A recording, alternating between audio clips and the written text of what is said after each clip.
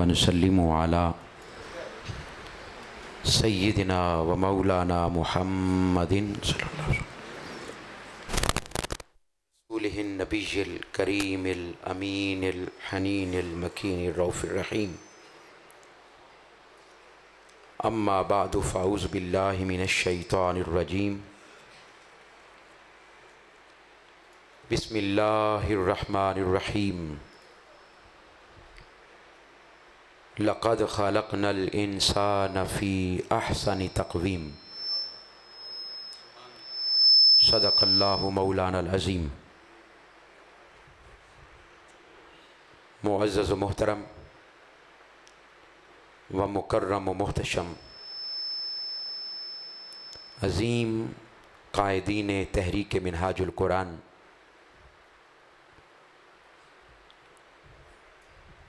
और मेरे बाएं जानिब और दाएं जानिब मौजूद मुअज़्ज़ज़ीन इलाक़ा, अहले महल्ला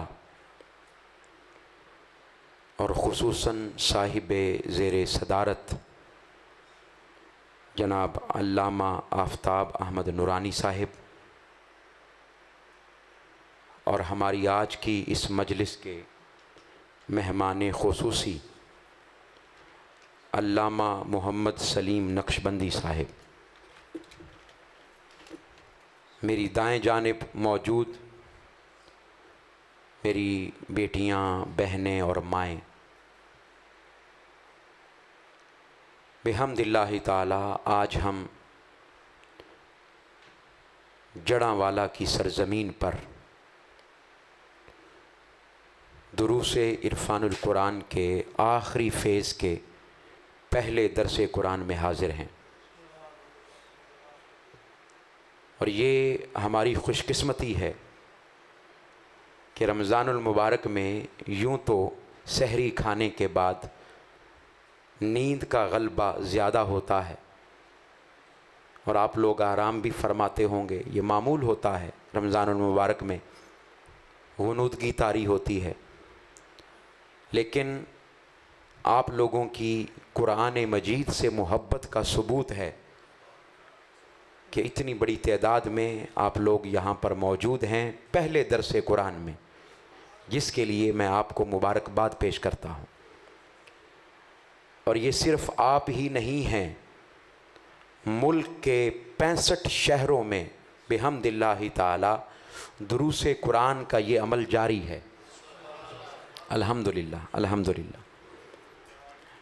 और इन दुरूसे कुरान में कोई रिवायती मौज़ूआत डिस्कस नहीं होते, ये बड़ी अहम बात है।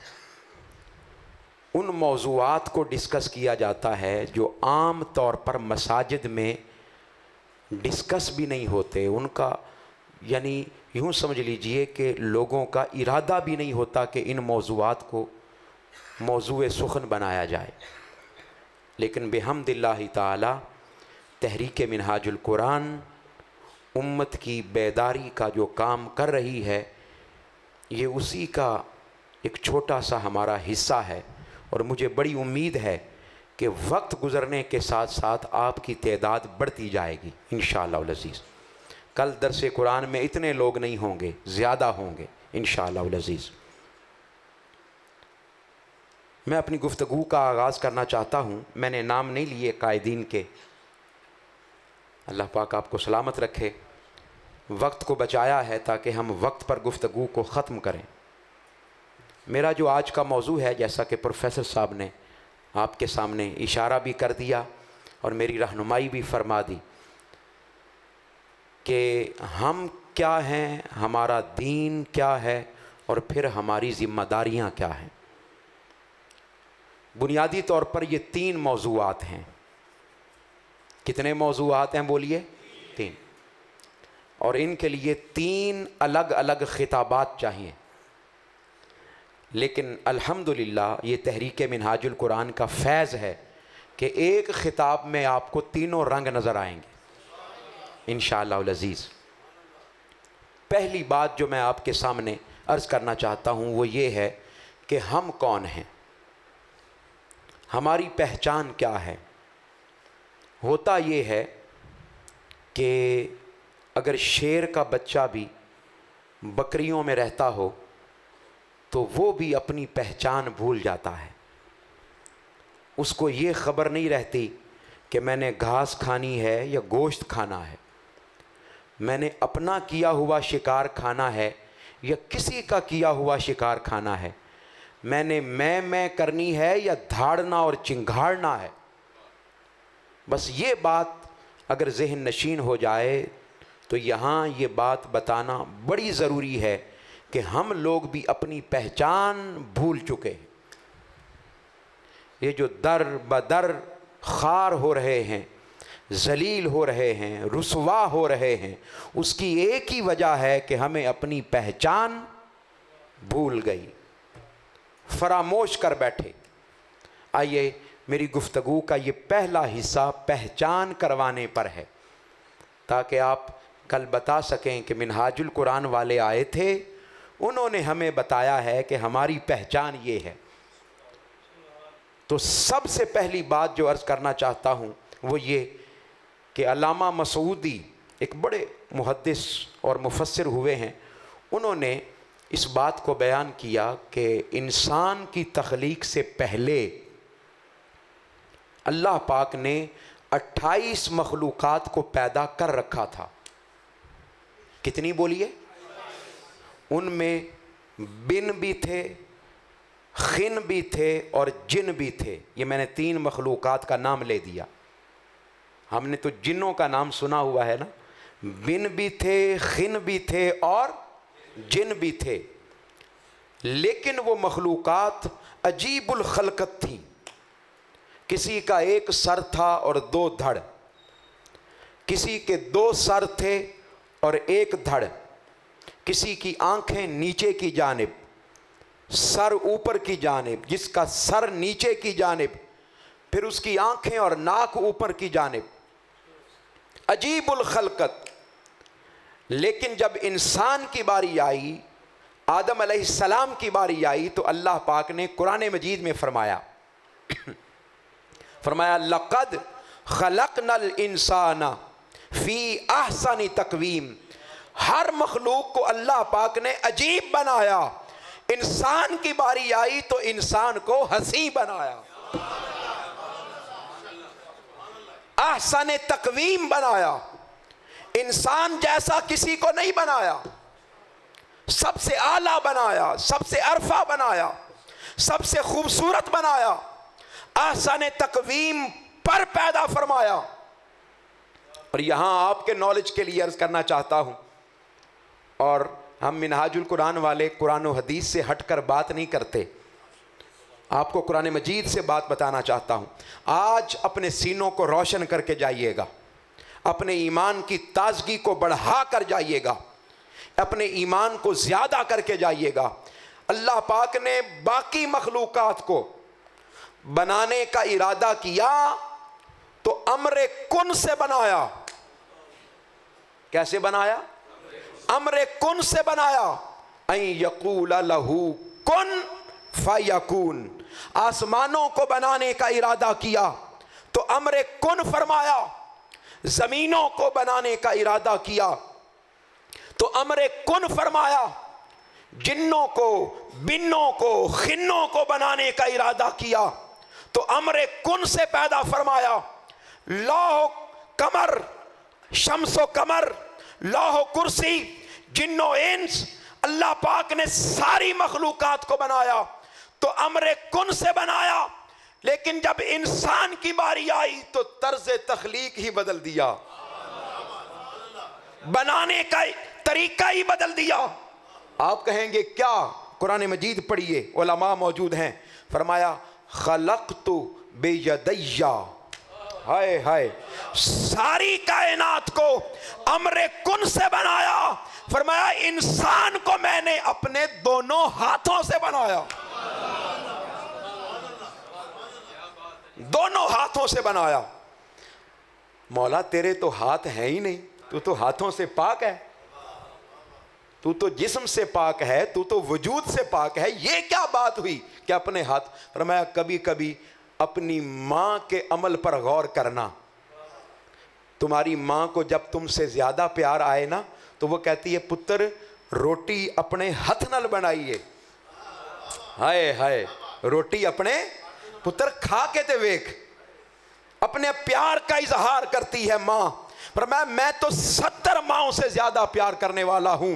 اے بندے, اگرچہ میں ہاتھوں سے پاک ہوں, جسم سے پاک ہوں, جسمانیت سے پاک ہوں, وجود سے پاک ہوں, لیکن تجھے بتا رہا ہوں کہ میں نے تجھے اپنے دست قدرت سے بنایا ہے. اور خلیل بھائی یہاں بات ختم نہیں کی, یہاں بات ختم نہیں کی. فرمایا اذا سویتہ, فرمایا خالی بنایا نہیں ہے, میں نے انسان کو اپنے ہاتھوں سے سنوارا بھی ہے. اپنے چہرے پر غور کر, اپنے سر پر غور کر, اپنے وجود پر غور کر. تجھے رب قدرت نے اپنی قدرت الہیہ سے, اپنے دست کرم سے سنوارا ہے. تیرا سر بڑا مناسب ہے, تیری آنکھیں بڑی خوبصورت جگہ پر ہیں, تیرا ناک ایسی جگہ پر ہے جہاں منہ ہے, تاکہ تو جب کھانا کھائے تو اس کو سونگے کہ اس میں سے خوشبو آ رہی ہے کہ بدبو آ رہی ہے. تیرے پاؤں بڑی مناسب جگہ پر ہے, تو چلتا ہے تو حسین لگتا ہے, تو مسکراتا ہے تو حسین لگتا ہے. ہمارے ایک استاذ تھے, وہ اکثر فرمایا کرتے تھے کہ دنیا کا بدصورت انسان بھی مسکراتے ہوئے خوبصورت لگتا ہے, مسکراتے ہوئے خوبصورت لگتا ہے. بس بتانا چاہتا ہوں اللہ پاک نے تجھے بنایا بھی اپنے ہاتھوں سے, سنوارا بھی اپنے ہاتھوں سے. بات یہاں بھی ختم نہیں ہوتی. فرمایا نفخت فیہ من روحی, میں نے اپنی ہی روح انسان کے اندر پھونک دی. اپنی روح انسان کے اندر پھونکی. اے انسان, اللہ پاک نے تجھے حسین بنایا. پھر وَلَقَدْ كَرَّمْنَا بَنِي آدم, کرمنا بنی آدم کا تاج انسان کے سر پر سجایا, عزت عطا کر دی, شان عطا کر دی, شرف عطا کر دیا. بات یہاں بھی ختم نہیں ہوتی. اشرف المخلوقات بنایا, مسجود ملائک بنایا, اپنی ذات کو سجدہ بھی کروایا, انسان کو سجدہ بھی کروایا. ہائے ہائے, انسان کو سجدہ بھی کروایا. اور پھر یہاں پر بھی بات نہیں ختم کی, بڑی اہم بات عرض کرنے لگا ہوں. انسان کو کیسا بنایا؟ اعلیٰ بنایا, احسن بنایا, حسین بنایا, خوبصورت بنایا. اور یہاں بہت بڑے مفسرین علماء انہوں نے بیان کیا کہ انسان کو کیسا بنایا, اس کا حسن کیسا ہے. فرمایا ان اللہ خلق الانسان علی صورت محمد, اللہ پاک نے انسان کو صورت محمد پر پیدا فرمایا. کس پر بولیے؟ حسن کی حد ختم کر دی. ہائے ہائے, صورت مصطفیٰ پر پیدا فرمایا. بھئی اگر آپ کو یقین نہ آئے تو جب آپ سجدے میں جاتے ہیں تو ذرا اپنی شکل پر, اپنی حیت پر ذرا غور کرنا. ادھر اپنی شکل کو دیکھنا, ادھر لفظ محمد کو دیکھنا. تمہارا سر لفظ محمد کی میم جیسا ہے, تمہارا دھڑ لفظ محمد کی ہا جیسا ہے, تمہاری پشت لفظ محمد کی دوسری میم جیسی ہے, اور تمہاری ٹانگیں لفظ محمد کی دال جیسی ہے. لگتا یوں ہے ادھر اللہ پاک نے انسان کو جب بنانے کا ارادہ کیا, ادھر صورت مصطفیٰ کو اور اسم مصطفیٰ کو اپنے سامنے رکھا, ادھر دیکھتا گیا, ادھر انسان کو بناتا گیا.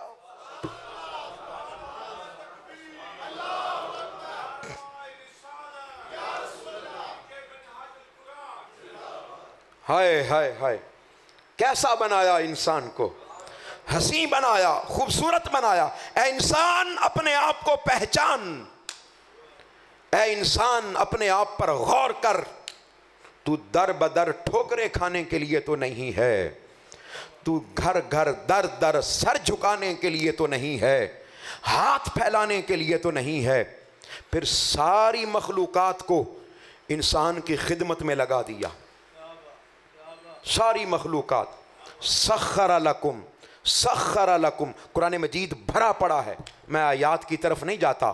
آسمان انسان کی خدمت میں، زمینیں انسان کی خدمت میں، جانور انسان کی خدمت میں، شجر و حجر انسان کی خدمت میں. بھائی اس سے بڑھ کر کیا خدمت ہے؟ صرف ایک توجہ دلانا چاہتا ہوں، دنیا و کائنات کی ساری مخلوقات کھانے کے لیے انہیں اپنا سر کھانے پر جھکانا پڑتا ہے. آپ غور کر لیں، دنیا و کائنات کی مخلوقات کو کھانے کے لیے، بھئی اونٹ کتنا بڑا جانور ہے لیکن اس کو بھی اپنا سر کھانے پر جھکانا پڑتا ہے. بس انسان ایسا ہے، فرمایا نہیں اے انسان تجھے اپنا سر نہیں جھکانا پڑے گا، بلکہ ہم نے تجھے دو خدمتگار دے دیے ہیں. ہائے ہائے، یہ دو خدمتگار ہیں. فرمایا تو سر کسی کے سامنے نہ جھکا، لقمے پر بھی نہ جھکا، بلکہ سر میری بارگاہ کے لیے بچا لے. چونکہ سر تو نے میری بارگاہ میں جھکانا ہے، تجھے خدمتگار دیے ہیں، بس نوالا توڑ اور اس کو اپنے منہ میں ڈال. بتائیے اس سے بڑی خدمت کیا ہے؟ اس سے بڑی سروس کیا ہے؟ Everything is in the service of men. ہر چیز مخلوقات کی خدمت میں، یہ چاند ستارے انسان کی خدمت میں. اور پھر اس سے بڑھ کر ہم پر بڑا کرم کیا ہے، اللہ پاک نے بڑا کرم کیا ہے کہ ہمیں حضور کی امت میں سے پیدا فرما دیا. دیکھیے ہمیں اعلیٰ بنایا، ہمیں اشرف بنایا، ہمیں عظیم بنایا، ہمیں احسن تقویم بنایا، ساری کائنات کو ہماری خدمت میں لگایا. لیکن اگر ہمیں حضور کی امت میں ہی پیدا نہ کرتا، میرا سوال ہے، انسان ہی رکھتا، تو پھر نہیں، اس نے ہمیں حضور کی امت میں بنایا. اچھا میرا ایک سوال ہے، علماء بھی تشریف لائے، کیا یہ سب کچھ حادثاتی طور پر ہوا؟ بولیے. Is all happened incidentally? All occurred incidentally?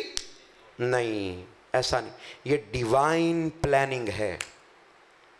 یہ اس کی، ہم جتنا بھی شکر ادا کریں، آپ اگر اپنے باپ کے گھر میں پیدا ہوئے ہیں اور باپ کا نام ہے محمد اشرف، ساری زندگی تمہاری جبیں سجدے سے نہیں اٹھنی چاہیے کہ تمہارے والد کے خانے میں محمد کا نام آیا ہے.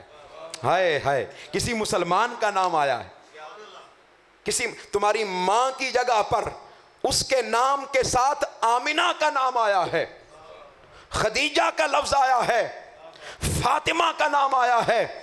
ارے مبارک ہو تمہیں، تم مسلمان گھرانے میں پیدا ہوئے ہو. اور یہاں علماء موجود ہیں، مجمع الزوائد میں ایک حدیث پاک آئی ہے، آقا علیہ الصلوۃ والسلام نے فرمایا لوگو تم ایسے ہی مسلمان گھرانے میں پیدا نہیں ہو گئے. آقا علیہ السلام نے فرمایا اے میرے صحابہ، میرے امتیوں کو بتا دو کہ جب امتیں تقسیم ہو رہی تھیں نبیوں کو، اور نبی تقسیم ہو رہے تھے امتوں کو، امتیں مل رہی تھیں نبیوں کو اور نبی مل رہے تھے امتوں کو. ہائے ہائے، آپ یہ حدیث پاک سنیں گے جھوم جائیں گے. ہائے ہائے، میرے آقا علیہ السلام نے فرمایا انا حظکم من الانبیاء وانتم حظی من الامم. فرمایا لوگو جب امتیں نبیوں کو مل رہی تھیں اور نبی امتوں کو مل رہے تھے تو امتوں میں سے تم میرے نصیب میں آئے اور نبیوں میں سے میں تمہارے نصیب میں آیا.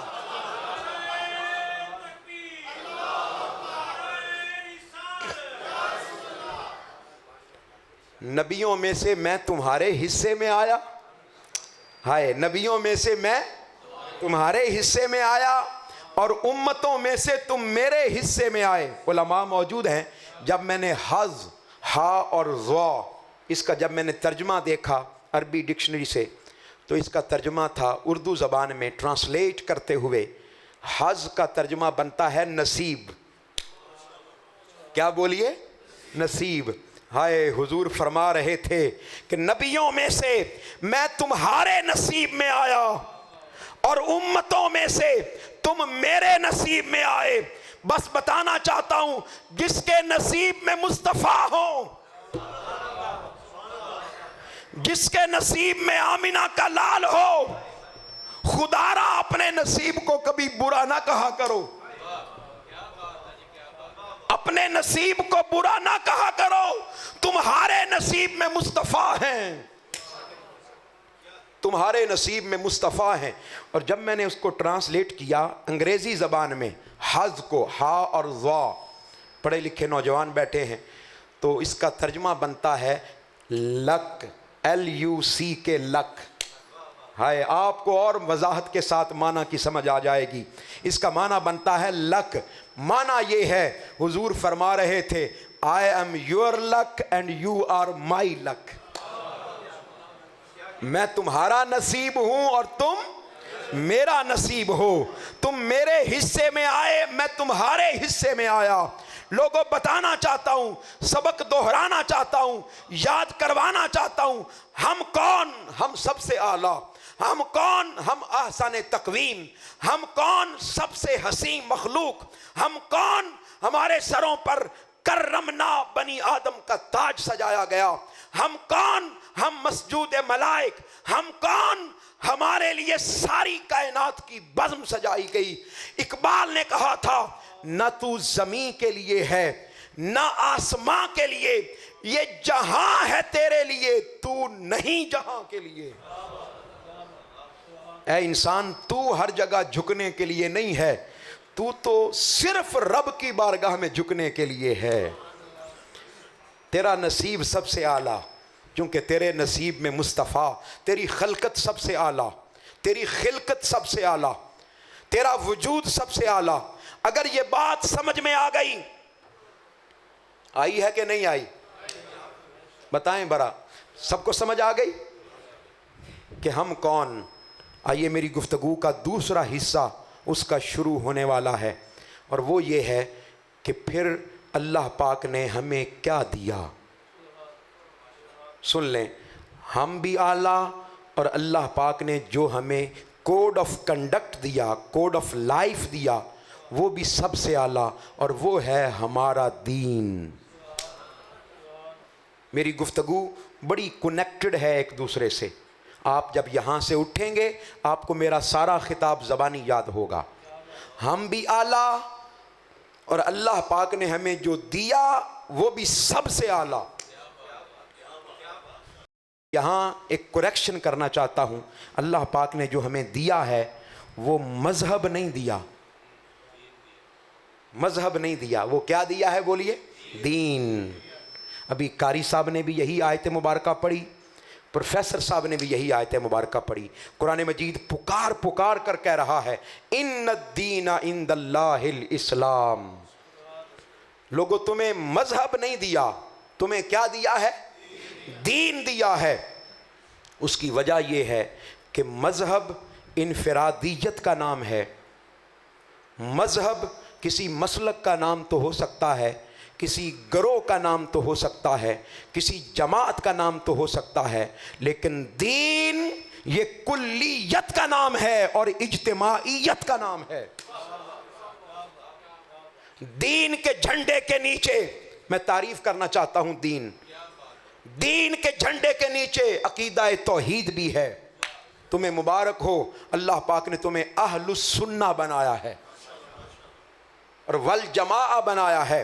تمہارے جھنڈے کے نیچے عقیدہ توحید بھی ہے، تمہارے جھنڈے کے نیچے عقیدہ رسالت بھی ہے، تمہارے پاس محبت اہل بیت بھی ہے، محبت صحابہ بھی ہے، محبت قرآن بھی ہے. تمہاری چھتری کے نیچے سب کچھ ہے. خدا را جزئیت کے نام پر اپنے آپ کو تقسیم نہ کرو، فرقوں کے نام پر اپنے آپ کو تقسیم نہ کرو. وہ میری مسجد میں نہ آئے، اور میں اس کی مسجد میں نہ جاؤں، اور پھر وہ بھی کافر، وہ بھی کافر، وہ بھی کافر، تو مسلمان کون؟ میرا سوال ہے، یہ جو فلسطین میں مسلمانوں کو شہید کیا جا رہا ہے، وہ دیوبندی سمجھ کر کیا جا رہا ہے، وہابی سمجھ کر کیا جا رہا ہے، اہل تشیع سمجھ کے کیا جا رہا ہے، یا مسلمان سمجھ کے کیا جا رہا ہے؟ بولیے۔ کچھ کڑوی باتیں ہیں، لیکن یہ دل کے پھپھولے ہیں، آپ تک پہنچانا چاہتا ہوں۔ تحریک منہاج القرآن آپ کو بتانا چاہتی ہے، لوگوں، ہم بھی اعلیٰ، ہم بھی افضل، ہم بھی احسن، ہمارا دین بھی اعلیٰ، اور یہ وہ دین ہے کہ جس کا اظہار ام المومنین حضرت خدیجۃ الکبریٰ نے پہلی وحی کے موقع پر آقا علیہ الصلوۃ والسلام سے فرمایا، اور آقا علیہ الصلوۃ والسلام کی سیرت طیبہ کو بیان کیا۔ ابھی پہلی وحی نازل ہوئی ہے، پہلی وحی۔ آقا علیہ الصلوۃ والسلام گھر تشریف لاتے ہیں، جسم پر کپ کپی طاری ہے، ام المومنین آپ کو چادر اوڑھا دیتی ہیں، کالی کملی اوڑھا دیتی ہیں، اور ساتھ ایک جملہ کہتی ہیں، کہ یا رسول اللہ صلی اللہ علیہ وآلہ وسلم، آپ کا رب آپ کو کبھی رسوا نہیں کرے گا۔ کیوں نہیں کرے گا؟ اس لیے کہ آپ یتیموں کے سر پر ہاتھ رکھنے والے ہیں، آپ بیواؤں کی غریب پروری کرنے والے ہیں، آپ ضرورت مندوں کے کام آنے والے ہیں۔ لوگوں، نماز تو صرف مصطفیٰ کے پاس تھی، عبادت تو صرف مصطفیٰ کے پاس تھی، دین تو مصطفیٰ کے پاس تھا، لیکن میرے مصطفیٰ کی سیرت کو، جس کو اللہ پاک نے اپنی توحید پر دلیل بنایا، ام المومنین آقا علیہ الصلوۃ والسلام کی بارگاہ میں قلب اطہر پر پہلی وحی کے نزول کے وقت جو سیرت بیان کر رہے ہیں، اس میں نماز کا ذکر نہیں ہے، غریب پروری کا ذکر ہے، بیواؤں کے سر پر ہاتھ رکھنے کا ذکر ہے، مشکل میں کام آنے کا ذکر ہے۔ یہ ہے دین، یہ ہے دین، جس میں کلیت ہوتی ہے، جس میں اجتماعیت ہوتی ہے، جس میں سینے سے لگانا ہوتا ہے۔ لوگوں، یہ ہے دین۔ اللہ پاک نے قرآن مجید میں فرمایا، الیوم اکملت لکم دینکم واتممت علیکم نعمتی وردیت لکم الاسلام دینا۔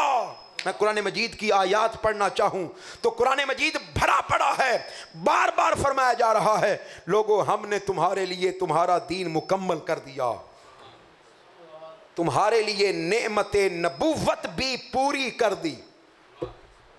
حضور شیخ الاسلام کا ترجمہ، ختم نبوت، اگرچہ یہ موضوع الگ سے بیان ہونا ہے اس سٹیج سے، لیکن آپ کو بتانا چاہتا ہوں، اللہ پاک نے قرآن مجید میں فرمایا دین بھی مکمل کر دیا اور نعمت نبوت بھی مکمل کر دی۔ وردیت لکم الاسلام، بولیے ذرا سارے بولیے، دینا، تمہارے لیے ہم نے اسلام کو بطور دین پسند کر لیا۔ اور یہاں یہ بات بھی بتانا چاہتا ہوں، الحمدللہ رب العالمین الرحمن الرحیم مالک یوم، بس اگر بات کی سمجھ آ جائے، دنیا میں بھی نظام بطور دین ہے، اور آخرت میں بھی اللہ پاک نے کوئی اور سسٹم عطا نہیں کرنا، دین کا سسٹم ہی عطا کرنا ہے۔ دنیا میں بھی دین اور آخرت میں بھی۔ ہم کیوں فرقوں میں بٹ گئے؟ آقا علیہ الصلوۃ والسلام نے جب یہ فرمایا تھا کہ میری امت تقسیم ہوگی، خوشی سے فرمایا تھا یا تکلیف سے فرمایا تھا؟ بولیے۔ ہمارے لوگ فخر سے بیان کرتے ہیں، خدا را سمجھیں، اس بات کو اپنے ذہن نشین کر لیں، اپنے دل میں جگہ دیں، اللہ پاک نے ہمیں بھی اعلیٰ بنایا ہے، اور ہمیں جو دین عطا فرمایا ہے وہ بھی سب سے اعلیٰ ہے، اور وہ کوئی مسلک کا نام نہیں ہے، کسی مذہب کا نام نہیں ہے، بلکہ دین کا نام ہے، اجتماعیت کا نام ہے، اور کلیت کا نام ہے۔ جب ہمیں بھی اعلیٰ بنا دیا اور ہمیں دین بھی اعلیٰ عطا فرما دیا، اب اگلا سوال اور میری گفتگو کا آخری حصہ کہ پھر ہماری ذمہ داریاں کیا ہیں؟ یہ سوال پیدا ہوتا ہے یا نہیں ہوتا؟ اب یہ آخری حصہ دل کے کانوں سے سنیے گا اور اس کو اپنے دل میں جگہ دیجئے گا. کوئی شخص بھی یہ حصہ سنے بغیر نہ اٹھے. ہم انشاءاللہ وقت پر اپنی گفتگو ختم کریں گے. ہماری ذمہ داریاں کیا ہیں اور ذمہ داریوں کا پتہ ہونا بڑا ضروری ہے. آپ اگر کسی گھر میں پیدا ہوں، آپ کا بچہ جوان ہو جائے، ساری زندگی آپ سونے کا نوالہ دیتے رہیں، لیکن بڑا ہو کر وہ ذمہ داریاں ادا نہ کرے، آپ کو بچہ پسند آئے گا؟ آپ اسے کیا کہتے ہیں؟ ویلا. کیا کہتے ہیں بولیے؟ نکما، نکھٹو، یہی جملہ کہتے ہیں. بس یہی سمجھ لیں، دین بھی اعلیٰ دیا، ہمیں بھی اعلیٰ بنایا، ہمیں بھی افضل بنایا. دین جیسا بھی کوئی دین عطا نہیں فرمایا، لیکن ہماری کچھ ذمہ داریاں ہیں. شاید آپ لوگوں کا دھیان اس طرف پہلے کم گیا ہو. اللہ پاک نے اور اللہ کے رسول نے ہمیں ذمہ دار بنایا ہے. کیا بنایا ہے؟ ذمہ دار، رسپانسبل. آقا علیہ الصلوۃ والسلام نے فرمایا کلکم راعٍ وکلکم مسئول عن رعیتہ. اے لوگو، تم میں سے ہر کسی کو اللہ پاک نے راعی بھی بنایا ہے، نگہبان بھی بنایا ہے، اور پھر اس کے کچھ ماتحت بھی بنائے ہیں. اور ان سے، ہر راعی سے، ہر نگہبان سے اس کی رعیت کے بارے میں کل قیامت کے دن پوچھا جائے گا.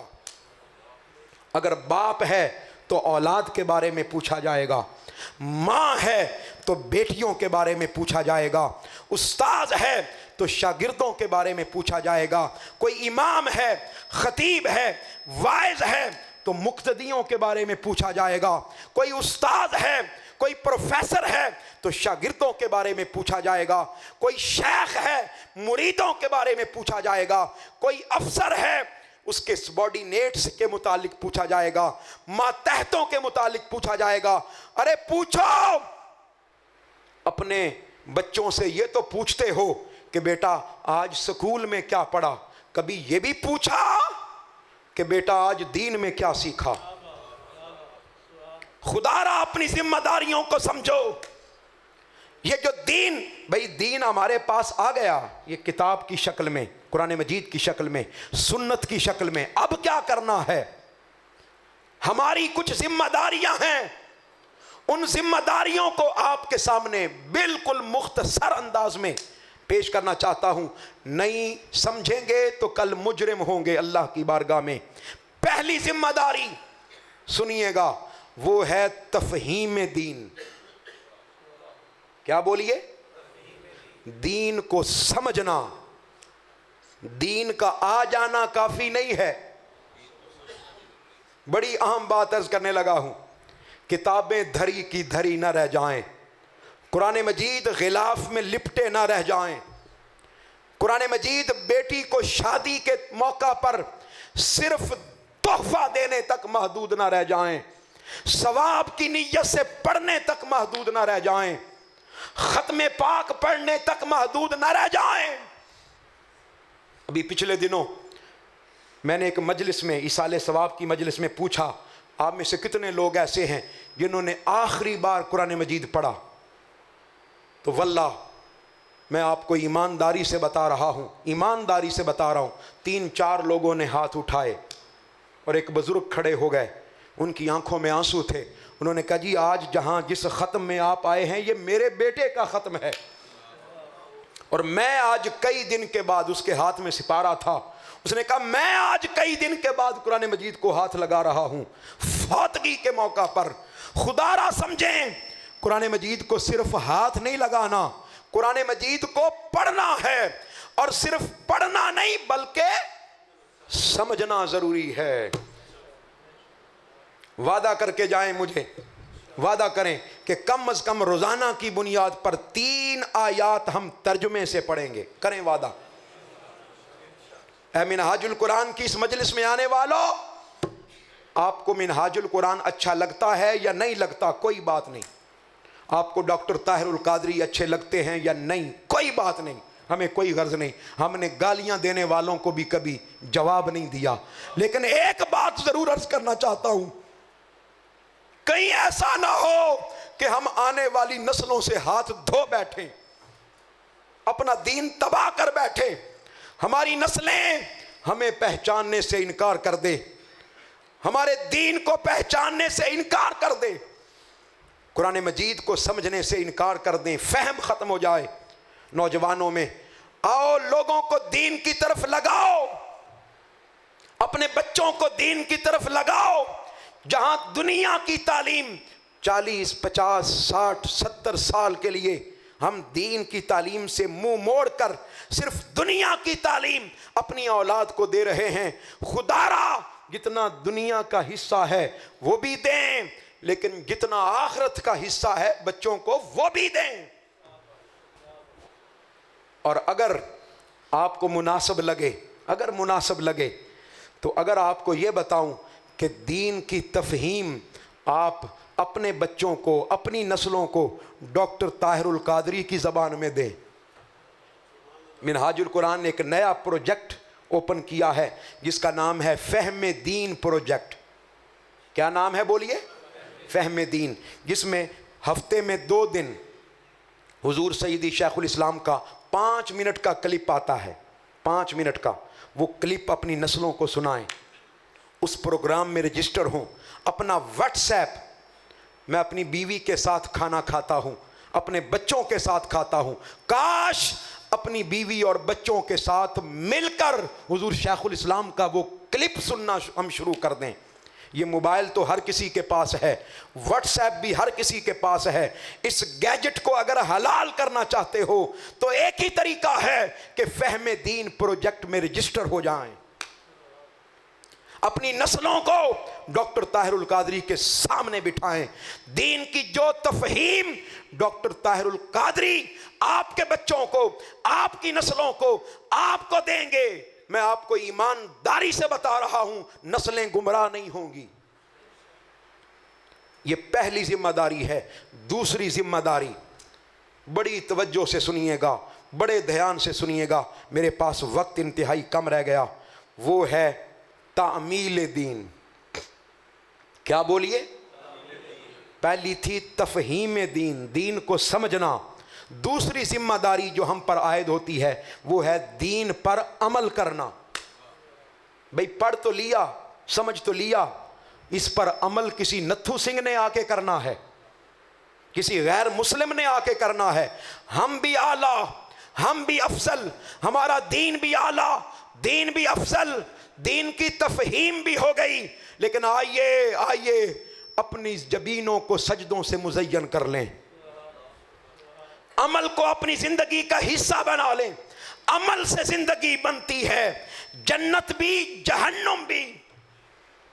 اگر ہماری جبینوں کو سجدے نصیب نہ ہوئے، ہم فرائض کی ادائیگی جس کو ہم نے اگر یقینی نہ بنایا، یہ جو فرائض ہیں، فرض سن لیں، یہ تو ہم پر قرض ہیں، یہ تو ہم پر کیا ہیں بولیے؟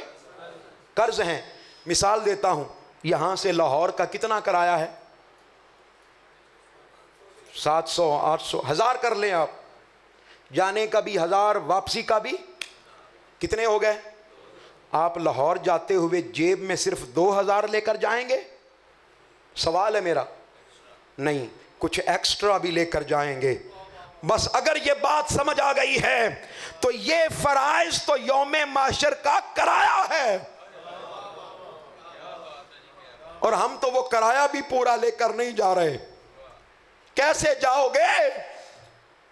کہیں ہم یہ نہ کہہ رہے ہوں ہا ادری این تذہبون بی، مجھے کہاں لے کر جا رہے ہو؟ آقا علیہ السلام نے فرمایا جب میت کو لے جایا جا رہا ہوتا ہے قبرستان کی طرف تو 2 طرح کی آوازیں دیتی ہے وہ۔ ایک آواز بڑی خوشی کی آواز ہوتی ہے، جلدی لے جاؤ، جلدی لے جاؤ، جلدی کرو، اس لیے کہ مصطفیٰ سے ملاقات ہے۔ اور ایک آواز ہا لا ادری، مجھے نہیں پتا، این تذہبون بی، تم مجھے کہاں لے کر جا رہے ہو؟ مجھے نہ لے جانا، مجھے نہ لے جانا۔ آقا علیہ السلام نے فرمایا جانوروں کے علاوہ، انسانوں کے علاوہ کائنات کی ہر مخلوق میت کی یہ آواز سنتی ہے۔ کہیں ایسا نہ ہو کہ ہمارا شمار بھی ان میں ہو جائے، ہمارے پاس یوم محشر کا کرایہ بھی نہ ہو۔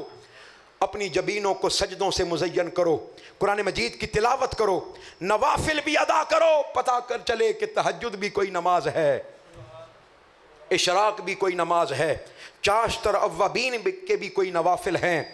ارے منہاج القرآن نے صرف بتایا نہیں ہے کہ مصطفیٰ پر درود پڑھنا ہے، منہاج القرآن والوں نے درود پڑھ کر دکھایا بھی ہے۔ اپنی نسلوں کو استغفار کے ساتھ مزین کریں، بتائیں کہ اللہ کی بارگاہ میں استغفار بھی کرنی ہوتی ہے۔ منہاج القرآن والوں نے بتایا ہے کہ حضور کی بارگاہ میں درود و سلام بھی پڑھنا ہوتا ہے، گوشہ درود بنا کر پھر اس کی چین کے سلسلے میں پھر حلقات درود قائم کر کے آؤ اپنی نسلوں کو دین کی تعمیل کے ساتھ جوڑو، ورنہ خالی تفہیم دین کا کوئی فائدہ نہیں ہے۔ دین کو خالی سمجھنا کوئی فائدہ نہیں دے گا۔ دین کو سمجھ بھی لیا، دین پر عمل بھی کر لیا، اب تیسری ذمہ داری وہ ہے ترویج دین۔ کیا بولیے؟ یہ کتابیں پڑھی کی پڑھی نہ رہ جائیں، یہ دین صرف آپ کے سینوں میں محفوظ نہ رہ جائیں۔ بنی اسرائیل کی ایک تباہی کا بڑا سبب یہ تھا کہ انہوں نے دین کو اپنے آپ تک محدود رکھا، اوروں تک نہیں پہنچایا، اوروں کو امر بالمعروف اور نہی عن المنکر اس کا حکم نہیں دیا۔ آئیے آج دین کو صرف اپنے آپ تک بچا کے نہ رکھیں، اوروں تک بھی پہنچائیں۔ دین کی ترویج یہ تیسری ذمہ داری ہے ہم پر۔ یہ مسجدیں کیوں بنائی جا رہی ہیں؟ دین کی ترویج کے لیے۔ یہ مدرسے کیوں بنائے جا رہے ہیں جہاں 300 500 طلبہ پڑھتے ہیں؟ ارے آج 3 وقت کا گھر کا کھانا مشکل ہے۔ مبارکباد کے مستحق ہیں وہ لوگ جو دینی مدارس چلا رہے ہیں، جو مساجد بنا رہے ہیں، جو اللہ کے گھر تعمیر کر رہے ہیں، جو دین کی تبلیغ کے لیے، دین کی ترویج کے لیے کتابوں کو چھاپ رہے ہیں۔ ان کے ممد بن جائیں، ان کے معاون بن جائیں، اپنے صدقات، اپنی خیرات، اپنی زکوٰۃ ان مدارس میں دیں، دینی اداروں کو دیں۔ تحریک منہاج القرآن پوری دنیا میں منہاج القرآن اسلامک سینٹرز کھول رہے ہیں، دینی مدارس کھولے جا رہے ہیں، تحفیظ کے ادارے کھولے جا رہے ہیں، قرآن مجید کو حفظ کرنے کے ادارے۔ لوگوں بتانا چاہتا ہوں جب تک ہم یہ ذمہ داری بھی ادا نہیں کریں گے مصطفیٰ کی بارگاہ میں سرخرو نہیں ہوں گے۔ آقا علیہ السلام نے فرمایا بلغوا انی ولو آیا۔ مبارکباد کے مستحق ہیں وہ علماء جنہوں نے اپنی مساجد میں دروس قرآن کا آغاز کر رکھا ہے۔ مبارکباد کے مستحق ہیں وہ لوگ جنہوں نے دروس حدیث کا آغاز کر رکھا ہے، دروس فقہ کا آغاز کر رکھا ہے، دروس تصوف کا آغاز کر رکھا ہے۔ مبارکباد کی مستحق ہیں وہ بیٹیاں جو آج کے گئے گزرے دور میں کسی مدرسے میں پڑھتی ہیں۔ خدا را ان کی خدمت کیجئے، ان کا ساتھ دیجئے، دین کو پھیلانے کے لیے اپنا حصہ ڈالیے، اس لیے کہ دین کی ترویج بھی ضروری ہے۔ ہم یہودی نہیں ہیں، ہم عیسائی نہیں ہیں، ہم صرف چرچ تک محدود نہیں ہیں، ہماری زندگی بھی دین ہے، ہمارا جینا بھی دین ہے، ہمارا مرنا بھی دین ہے، ہمارا اول بھی دین ہے، ہمارا آخر بھی دین ہے، ہمارا سونا بھی دین ہے، ہمارا جاگنا بھی دین ہے، ہمارا ظاہر بھی دین ہے، ہمارا باطن بھی دین ہے، ہمارا سب کچھ دین ہے۔ یہ نہیں ہے کہ ہفتے میں ایک دن ہم چرچ میں جاتے ہیں اور جا کر گھنٹیاں بجاتے ہیں، نہیں۔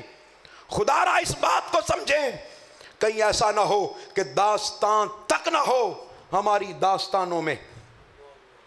3 ذمہ داریاں ہو گئیں، اب آخری ذمہ داری میری گفتگو ختم، اور یہ ذمہ داری آپ نے دل کے کانوں سے سننی ہے، دل کے کانوں سے سننی ہے۔ میں دوبارہ ایک دفعہ سبق دہرا دیتا ہوں اور اپنی گفتگو ختم۔ ہم بھی اعلیٰ، ہم بھی احسن، ہم بھی اشرف، مسجود ملائک، کرمنا بنی آدم کا تاج ہمارے سر پر، ساری کائنات ہماری خدمت میں، ہم صورت مصطفیٰ پر پیدا ہوئے، اللہ پاک نے ہمارے نصیب میں مصطفیٰ کو رکھا، ہمیں اعلیٰ دین دیا، اشرف دین دیا، اور پھر کچھ ذمہ داریاں دیں۔ تفہیم دین ہماری ذمہ داری، تعمیل دین ہماری ذمہ داری، ترویج دین ہماری ذمہ داری۔ اب آخری ذمہ داری دل کے کانوں سے سنیے، اور وہ ہے اقامت دین۔ کیا بولیے؟ پھر بولیے کیا؟ اگر آپ کو اقامت دین کی سمجھ نہ آئے تو مثال کے ذریعے سمجھانا چاہتا ہوں۔ مثال کے طور پر آپ وضو کر لیں، آپ خوشبو بھی لگا لیں، جسم بھی پاک کر لیں، کپڑے بھی پاک کر لیں، قبلہ رخ بھی ہو جائیں، جائے نماز پر بھی بیٹھ جائیں، لیکن نماز نہ پڑھیں، کوئی فائدہ ہوگا؟ بولیے۔ سارا دن بیٹھے رہیں، ساری رات بیٹھے رہیں، آپ فرض ادا ہی نہ کریں، کوئی فائدہ نہیں ہے۔ بس میں فائدہ بتانا چاہتا ہوں، ذمہ داری بتانا چاہتا ہوں۔ قرآن مجید میں یہ آیات 3 جگہ آئی ہیں، اللہ پاک نے بار بار دہرایا ہے اس آیت مبارکہ کو۔ فرمایا هو الذی ارسل رسولہ بالہدی ودین الحق لیظہرہ علی الدین کلہ۔ فرمایا لوگو، خالی نمازوں کا کوئی فائدہ نہیں، خالی عبادات کا کوئی فائدہ نہیں، خالی مسجدیں بنانے کا کوئی فائدہ نہیں، ہاں ہم نے جو اپنا رسول بھیجا ہے دین حق دے کر، یہ بھیجا ہی اس لیے ہے کہ اس دین کو باقی تمام ادیان پر غالب کر دیا جائے۔ یہ میں قرآن مجید پڑھ رہا ہوں، کیا بولیے؟ قرآن مجید ہے کہ اس دین کو باقی ادیان پر، ادیان باطلہ پر غالب کرنا، یہ اصل مقصد ہے مصطفی کا۔ میرا سوال ہے کہ یہ فریضہ کتنی تحریکیں ادا کر رہی ہیں؟ بس آپ کو صرف آئینہ دکھانا ہے۔ 100 تحریکیں ہیں، 1000 تحریکیں ہیں، جتنی ہیں آپ بس موازنہ کر لیجئے گا، موازنہ کر لیجئے گا۔ کئی تحریکیں ایسی ہیں جو فرائض کی ادائیگی پر زور دے رہی ہیں، بڑی مبارک ہو آپ کو۔ کئی تحریکیں ایسی ہیں جو سنن میرے آقا علیہ الصلوۃ والسلام کی پیاری پیاری سنتیں، ان کی ادائیگی پر زور دیتی ہیں، بڑی مبارک ہو، یہ اجر سے کبھی محروم نہیں رہیں گے۔ اللہ پاک نے ان کو بڑا 100 شہیدوں کا ثواب میرے آقا علیہ الصلوۃ والسلام کی ایک سنت کو زندہ کرنے سے۔ ارے کئی ایسے ہیں جن کا ارادہ صرف مسجدیں بنانے کا ہے، مبارک ہو۔ کئی لوگ ایسے ہیں جن کا ارادہ صرف مدرسے بنانے کا، مبارک ہو، مبارک ہو۔ لیکن میرا سوال یہ ہے، کتنی تحریکیں ایسی ہیں جن کے مقاصد کے اندر یہ آخری مقصد اقامت دین کا مقصد بھی موجود ہے، کہ ہم نے دین کو نافذ کرنا ہے، دین کو کھڑا کرنا ہے۔ میرا آپ سے سوال ہے کہ اگر صرف دین کی اقامت ہمارا مقصد نہیں ہے تو پھر آپ نے کبھی اکیلے میں سیدنا امام حسین پاک سے ایک سوال کرنا ہے۔ اکیلے بیٹھ جائیے گا، دروازہ بند کر لیجئے گا، اکیلے آنکھیں بند کر کے امام حسین پاک سے سوال کیجئے گا، اے امام حسین پاک ایک بات تو بتائیں، 8 ذی الحج آپ مکہ چھوڑ کر کربلا روانہ ہوئے، ساری دنیا حج کرنے کے لیے مکہ آ رہی تھی، اور جن کی وجہ سے حج فرض ہوا وہ مکہ چھوڑ کر کربلا روانہ ہو رہے تھے، وجہ کیا ہے؟ امام حسین آپ کو بتائیں گے۔ لوگوں، جب دین پر کڑا وقت آ جائے، جب دین پر مشکل وقت آ جائے، جب دین کی قدریں پامال ہو رہی ہوں، تو پھر خالی حج عمرے کرنے سے دین کی اقامت نہیں ہوگی، خالی مسجدوں میں نماز پڑھنے سے دین کی اقامت نہیں ہوگی، پھر مکہ کو بھی چھوڑنا ہوگا۔ بیچ کر تلواریں تم نے خرید لیے مسلح، بیچ کر تلواریں تم نے خرید لیے مسلح، عزتیں غریبوں کی لٹتی رہیں اور تم دعا کرتے رہے۔ پھر پھر دعاؤں سے فرق نہیں پڑے گا۔ یہ مسجد کے بل میں ٹی وی کے بل کا کیا جواز؟ آپ نے بجلی تو خرچ کی ہے 1000 کی 2000 کی، بل آپ کو آ رہا ہے 25,000۔ خدا را سمجھیں، جب دین کی قدریں مٹ رہی ہیں، جب داڑھیوں کا مذاق اڑایا جا رہا ہے، اماموں کا مذاق اڑایا جا رہا ہے، مولوی کہہ کر مولوی کی تضحیق کی جاتی ہے، دین کے نام پر دھوکہ کیا جاتا ہے، شراب پینا عام ہو گیا، جب مسجدوں کو برباد کرنا عام ہو گیا، مدرسوں کو بدنام کرنا عام ہو گیا، اس میں اپنے بھی شامل غیر بھی شامل۔ خدا را اس بات کو سمجھیں، آج کے دور میں خالی عبادات سے کچھ نہیں ہوگا، تفہیم دین سے کچھ نہیں ہوگا، تعمیل دین سے کچھ نہیں ہوگا، ترویج دین، یہ تو سارے کے سارے ممد و معاون ہیں، مددگار ہیں۔ اصل مقصد وہ کیا ہے؟ اقامت دین۔ پھر بولیے کیا؟ جہاں اللہ پاک نے اقیم الصلاۃ اقیم الصلاۃ اقیم الصلاۃ فرمایا، ساتھ ہی فرمایا ورکعوا مع الراکعین، اکیلے نہیں، کیا بولیے؟ فرمایا کسی جماعت کے ساتھ شامل ہو جاؤ، کسی تحریک کا حصہ بن جاؤ۔ آپ کے ذہنوں میں سوال پیدا ہوگا، علامہ صاحب بتائیں، اتنی باتیں آپ نے بتا دیں، وضاحت کر کے بتائیں کس تحریک کے ساتھ شامل ہوں، اقامت دین کہاں سے ملے گا؟ بس ایک ہی بات عرض کرنا چاہوں گا اور میری گفتگو اختتام کی جانب۔ وہ تحریک، وہ جماعت جس کے مقاصد میں وہ چیزیں بھی شامل ہیں اور وہ چیز بھی شامل ہے جس کو اقامت دین کہتے ہیں، جس کے مقاصد میں شامل ہے۔ آپ کہیں جی مساجد تو فلاں تحریک بھی بنا رہی ہے، میرے سامنے قرآن مجید ہے، یہ میں نے آیات نکالی ہیں، سورہ توبہ، کیا بولیے؟ ہم جوش میں بھی ہوش نہیں کھوتے، منہاج القرآن والے قرآن مجید سے بات کرتے ہیں۔ میں قرآن مجید کی سورہ توبہ آیت نمبر 19، 20 اور 21 گھر جا کے پڑھیے گا، دوبارہ مطالعہ کیجئے گا۔ آپ کہیں جی مسجدیں تو سارے بناتے ہیں، مدرسے تو سارے بناتے ہیں، منہاج القرآن میں اور باقیوں میں کیا فرق ہے؟ پیغام لے کر جائیے گا۔ اللہ پاک نے فرمایا اجعلتم سقایت الحاج و عمارت المسجد الحرام کمن آمن باللہ والیوم الآخر وجاہد فی سبیل اللہ۔ فرمایا دو طرح کے لوگ ہیں، ایک طرح کے لوگ وہ جو کہ صرف حاجیوں کو پانی پلاتے ہیں، کیا کرتے ہیں بولیے؟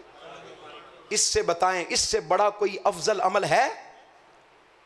حاجیوں کو پانی پلاتے ہیں اور ساتھ مسجد حرام کی تعمیر میں حصہ لیتے ہیں، خادم حرمین شریفین کہلاتے ہیں، خادم حرمین شریفین کہلاتے ہیں۔ ساری زندگی مسجد حرام کی توسیع میں گزار دی، بڑا کر رہے ہیں بڑا کر رہے ہیں، مسجد نبوی کی تعمیر۔ اللہ پاک نے یہ عام مسجد کی بات نہیں کی، مسجد حرام کی تعمیر کی بات کی۔ فرمایا لوگو خبردار خبردار، ایک طرف ہے صرف مسجدیں بنانا، ایک طرف ہے صرف ادارے بنانا، ایک طرف صرف ہے حاجیوں کو پانی پلانا، اور ایک طرف وہ لوگ کمن آمن باللہ ورسولہ آمن باللہ والیوم الآخر، جو اللہ پر ایمان لاتے ہیں، یوم آخرت پر ایمان لاتے ہیں۔ اور اگلا جملہ سنیے، وجاہد فی سبیل اللہ، اور اللہ کی راہ میں جہاد کرتے ہیں۔ جس نے اللہ کی راہ میں کیا کیا؟ جہاد کیا۔ اچھا ہماری پرابلم یہ ہے کہ جیسے ہی جہاد کا لفظ آتا ہے تو ہمارا ذہن فوراً ڈنڈے سوٹے کی طرف چلا جاتا ہے، تلوار کی طرف چلا جاتا ہے، تیر کی طرف چلا جاتا ہے، خون کی طرف چلا جاتا ہے، میدان جہاد کی طرف چلا جاتا۔ نہیں بھائی، یہ تو ایک حصہ ہے، جہاد بالمال بھی ہے، جہاد بالنفس بھی ہے، ارے جہاد بالعلم بھی ہے، جہاد بالوقت بھی ہے۔ جہاد کا لفظ جوہد سے نکلا ہے، کوشش کرنا، اقامت دین کی کوشش کرنا۔ کسی نے کہا تھا کہ ایک وقت آئے گا جنگ تلواروں سے نہیں لڑی جائے گی، جنگ پانی کے ذریعے لڑی جائے گی۔ میرا سوال ہے کہ وقت آ نہیں گیا؟ جنگ ڈراوے کے زور پر لڑی جائے گی. صرف آپ کے پاس ایٹم بم ہے, یہی ڈراوا کافی ہے. جنگ لڑ رہے ہیں آپ, ہمارے پاس اور کچھ بھی نہیں ہے, کچھ بھی نہیں ہے, انفراسٹرکچر نہیں ہے, لیکن ایک ہے کہ ہمارے پاس ایٹم بم ہے. بتانا چاہتا ہوں جہاد کے تقاضے بدلتے رہتے ہیں, بس یہ سمجھ لیں, جان لیں, خالی مسجدیں بنانا, خالی مدرسے بنانا, خالی تفہیم دین, خالی تعمیل دین, خالی ترویج دین, یہ کافی نہیں ہے, یہ کافی نہیں ہے. اقامت دین ضروری ہے. ہمیں کھڑا ہونا ہوگا, ہمیں قیام کرنا ہوگا, ورکعوا مع الراکعین کا مصداق بننا ہوگا, ہمیں اپنا وقت دینا ہوگا, اپنی جوانی دینی ہوگی, اپنی اولاد دینی ہوگی, ہمیں اپنا وقت قربان کرنا ہوگا, مال دینا ہوگا دین کی خاطر, اقامت دین کی خاطر. میرا سوال ہے آپ لوگوں سے, فلسطین کے جو حالات ہو چکے ہیں, میری گفتگو بالکل ختم ہو گئی, میں آخری مرحلے میں ہوں. فلسطین کا مسئلہ چل رہا ہے مثال کے طور پر, اور وہاں اس وقت حالات بڑے خراب ہیں. آپ اگر مدد کرنا چاہیں فلسطینیوں کی کر سکتے؟ بولیے نہیں کر. آپ کھانا پہنچانا چاہیں, ابھی کل میں نے ایک ویڈیو دیکھی, ایک معصوم بچہ ہے, معصوم بچہ, اس کا سر بھی زخمی ہے, اس کے پاؤں بھی, پورا وجود زخمی ہے, موت قریب ہے اس کی. ایک طرف سے بھائی نے پکڑا ہے, ایک طرف سے بہن نے پکڑا ہے, عربی زبان میں وہ کہہ رہا ہے, اے اہل اسلام تمہاری قیامت پتہ نہیں آنی ہے یا نہیں آنی, ہماری تو آ چکی ہے. اور ہم نے سنا ہے کہ یوم محشر ایک ملاقات ہونے والی ہے. اس نے کہا میری کل ملاقات ہے حضور سے. بچہ کہتا ہے میری کل ملاقات ہے حضور سے, اور اے اہل اسلام 56 اسلامی ملک, میں تمہاری شکایت لگاؤں گا مصطفیٰ کی بارگاہ میں, میں تمہاری شکایت لگاؤں گا. میرا سوال ہے, کیا ہم کسی شکایت کے متحمل ہو سکتے ہیں؟ ہمارے پلے تو پہلے بھی کچھ نہیں ہے, ہم تو پہلے ہی تہی دامن ہیں, شکایت کے متحمل نہیں ہو سکتے. میرا سوال ہے آپ سے, پھر کیا حل ہے مسئلہ فلسطین کا؟ کیا حل ہے مسئلہ کشمیر کا, عراق کا؟ بتائیے تو صحیح. سن لیں, مدد دینے سے کچھ نہیں ہوگا, کسی کے پھیلے ہوئے ہاتھ پر امداد رکھنے سے کچھ نہیں ہوگا. ایک ہی حل ہے, کوئی ایسی جماعت ہو, کوئی ایسی تحریک ہو, کوئی ایسی تنظیم ہو جس کی قیادت باغیرت ہو,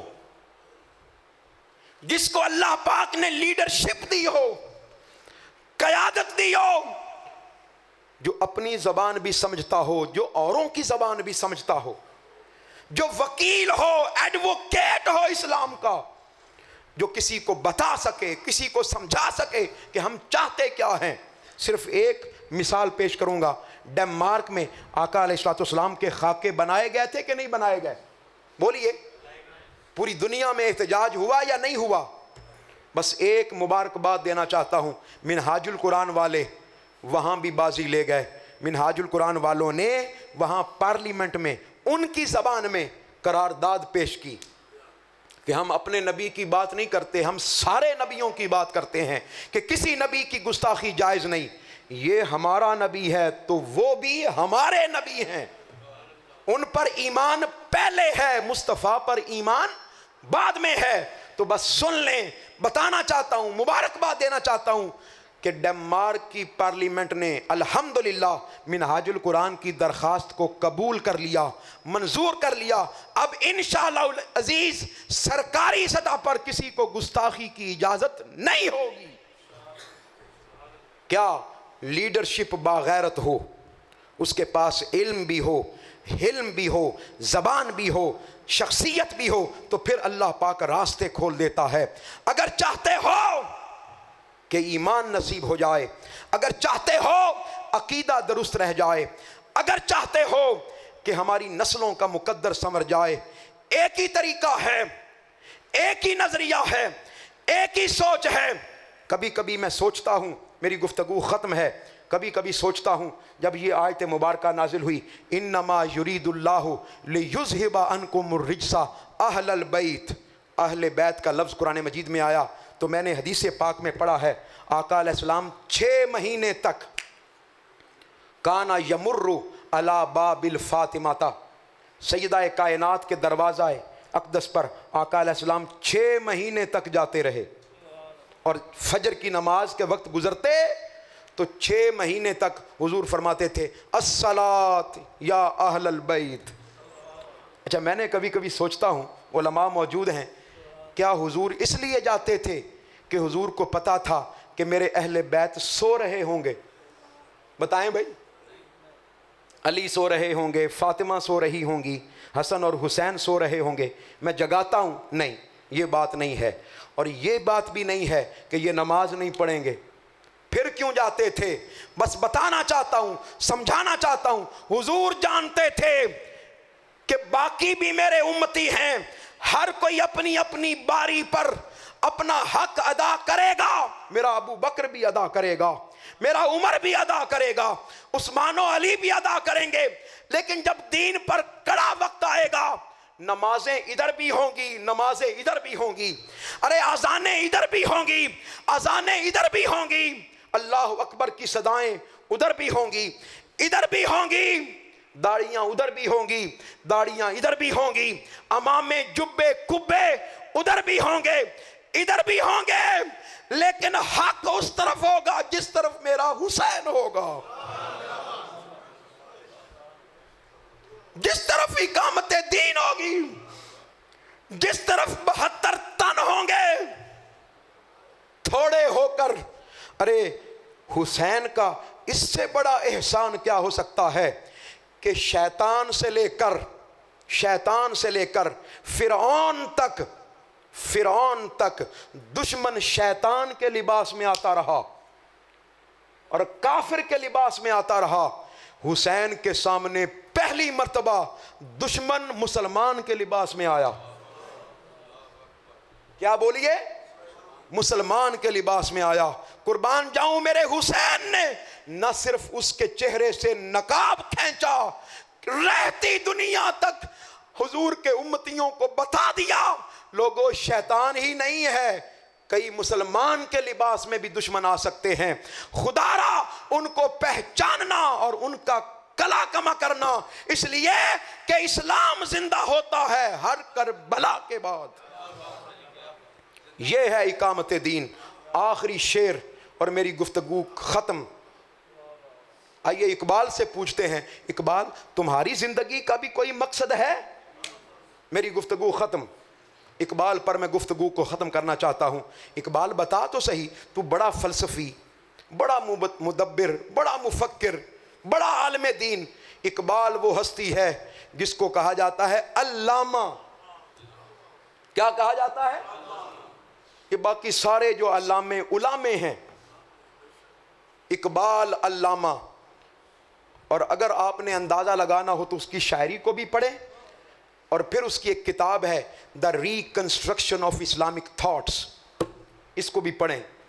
میں اپنی بات کر رہا ہوں کہ جب اس کتاب کو میں نے ہاتھ لگایا، خدا را ایک جملہ پڑھتا اور پھر 10 بار سوچتا اقبال نے اس کے اندر کیا لکھ دیا ہے۔ ایک جملہ پڑھتا، وہ اقبال بتا اقبال تمہاری زندگی کا بھی کوئی مقصد ہے؟ تو اقبال کہتا ہے ہاں میری زندگی کا مقصد تیرے دین کی سرفرازی۔ اقبال بتا کیا نماز پڑھنا تیری زندگی کا مقصد؟ عبادت کرنا مقصد؟ روزے رکھنا مقصد؟ مسجدیں بنانا مقصد؟ مدرسے بنانا مقصد؟ فرمایا نہیں، یہ تو سب کچھ ممید و معاون ہے، اصل مقصد مصطفیٰ کے دین کی سرفرازی ہے۔ میری زندگی کا مقصد تیرے دین کی سرفرازی، میں اسی لیے مسلمان، میں اسی لیے نمازی۔ اقبال تو نماز بھی ایسے نہیں پڑھنا چاہتا، وہ کہتا ہے نماز بھی پڑھوں تو پھر ایسی پڑھوں۔ ارے کتنے لوگ ایسے ہیں جو ہر روز سجدے کرتے ہیں، ہر روز رکوع کرتے ہیں، ہر روز قیام کرتے ہیں۔ اے حسین ایک تیرا سجدہ بھی ہے کربلا کے میدان میں، کربلا کے میدان میں گھوڑے کی ننگی پیٹھ پر حسین کا سجدہ ایسا ہے جو مصطفیٰ کا دین بچا گیا۔ معزز حاضرین و سامعین، میری زندگی کا مقصد تیرے دین کی سرفرازی، میں اسی لیے مسلمان، میں اسی لیے نمازی۔ ہم اعلیٰ، ہم افضل، ہم احسن، ہمارا دین بھی اعلیٰ، ذمہ داریاں ہیں، تفہیم دین بھی، تعمیل دین بھی، ترویج دین بھی، لیکن بڑا مقصد اقامت دین۔ اس کو اپنی زندگی کا حصہ بنائیں۔ وما علینا الا البلاغ المبین۔